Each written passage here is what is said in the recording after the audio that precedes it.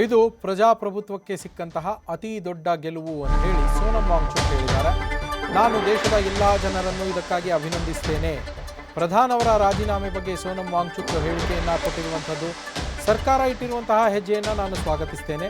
ವಿದ್ಯಾರ್ಥಿಗಳು ಪ್ರಜಾಪ್ರಭುತ್ವದ ಪರವಾಗಿ ಧ್ವನಿಯನ್ನು ಎತ್ತಿದ್ದಾರೆ.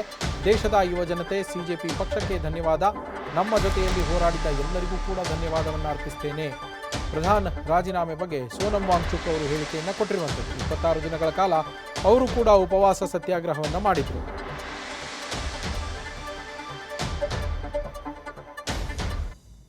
ಇದು ಸೋನಂ ವಾಂಗ್ಚುಕ್ ಅವರ ಪ್ರತಿಕ್ರಿಯೆ. ಸೋನಂ ವಾಂಗ್ಚುಕ್ ಅವರು ಕೂಡ ಇದು ಖುಷಿಯ ವಿಷಯ ಅಂತೇಳಿ ಹೇಳಿದ್ದಾರೆ. ನಮ್ಮ ಪ್ರತಿನಿಧಿ ಚಂದ್ರಮೋಹನ್ ಫೋನ್ ಸಂಪರ್ಕದಲ್ಲಿ ಜಾಯ್ನ್ ಆಗಿದ್ದಾರೆ. ಚಂದ್ರಮೋಹನ್, ಕಡೆಗೂ ಯುವ ಜನತೆಯ ಹೋರಾಟಕ್ಕೆ ಜಯ ಸಿಕ್ಕಿರುವಂಥದ್ದು. ಧರ್ಮೇಂದ್ರ ಪ್ರಧಾನ್ ಅವರ ರಾಜೀನಾಮೆಯಾಗಿದೆ. ಜೊತೆಗೆ ಕೇಂದ್ರ ಸರ್ಕಾರ ಎಲ್ಲ 3 ಬೇಡಿಕೆಗಳನ್ನು ಕೂಡ ಒಪ್ಪಿಕೊಂಡಿರುವಂಥದ್ದು. ಚಂದ್ರಮೋಹನ್.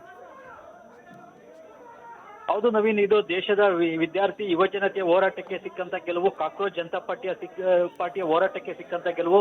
ಮುಖ್ಯವಾಗಿ ಈಗ ಮೋದಿ ಸರ್ಕಾರದಲ್ಲಿ ಯಾವುದೇ ಕೂಡ ರಾಜೀನಾಮೆ ಕೊಡಲ್ಲ, ರಾಜೀನಾಮೆ ಕೊಡ್ಲಿಕ್ಕೆ ಇದು UPA ಸರ್ಕಾರ ಅಲ್ಲ ಅಂತೇಳಿ ಈ ಹಿಂದೊಮ್ಮೆ ರಾಜನಾಥ್ ಸಿಂಗ್ ಅವರು ಹೇಳಿದ್ರು. ಆದ್ರೆ UPA ಸರ್ಕಾರ ಹಗರಣಗಳಿಗೆ ಸಿಲುಕು ರಾಜೀನಾಮೆಯನ್ನ ಸಚಿವರುಗಳು ಕೊಟ್ಟಿದ್ರು. ಆದ್ರೆ ಈಗ ನಮ್ಮ ಸರ್ಕಾರದಲ್ಲಿ ಆ ರೀತಿ ಯಾವುದೇ ಸಚಿವರುಗಳೇ ಆಗ್ಲಿ ರಾಜೀನಾಮೆನ ಕೊಡಲ್ಲ. ಯಾಕಂದ್ರೆ ನಮ್ಮ ಯಾವುದೇ ಸಚಿವರುಗಳು ಕೂಡ ಹಗರಣಕ್ಕೆ ಸಿಲುಕಾಕೊಳ್ಳೋದಿಲ್ಲ ಅನ್ನೋ ಒಂದು ಆತ್ಮವಿಶ್ವಾಸ ಈ ಮೋದಿ ಸರ್ಕಾರದಲ್ಲಿತ್ತು. ಜೊತೆಗೆ ಮೋದಿ ಸರ್ಕಾರದ ಸಚಿವರುಗಳ ರಾಜೀನಾಮೆನ ಪಡೆಯುವಂಥದ್ದು ವಿರೋಧ ಪಕ್ಷಗಳಿಗೂ ಕೂಡ ಸುಲಭದ ಸುತ್ತಾಗಿರ್ಲಿಲ್ಲ. ಆದ್ರೆ ಆ ರೀತಿ ಅಸಾಧ್ಯವಾದದ್ದನ್ನು ಕೂಡ ಸಾಧಿಸಿದಂತ ಒಂದು ಖುಷಿ ಈಗ ಕಾಕ್ರೋಚ್ ಜನತಾ ಪಾರ್ಟಿನಲ್ಲಿದೆ.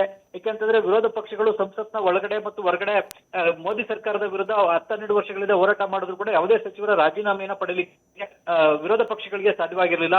ಕಾಂಗ್ರೆಸ್, ಸಮಾಜವಾದಿ ಪಾರ್ಟಿ, TMC ಸೇರಿದಂತೆ ಬೇರೆ ಬೇರೆ ಪಕ್ಷಗಳು ಮೋದಿ ಸರ್ಕಾರದ ವಿರುದ್ಧ ಹೋರಾಟ ಮಾಡಿದ್ವು.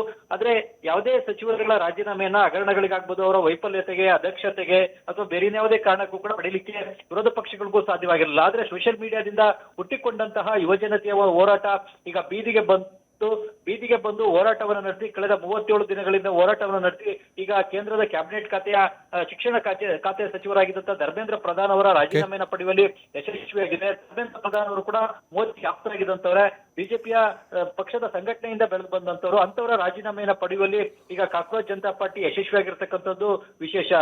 Naveen, thank you Chandramohan. News first, ನಿರ್ಭೀತಿಯಿಂದ ನಿಮ್ಮ ಪರವಾಗಿ.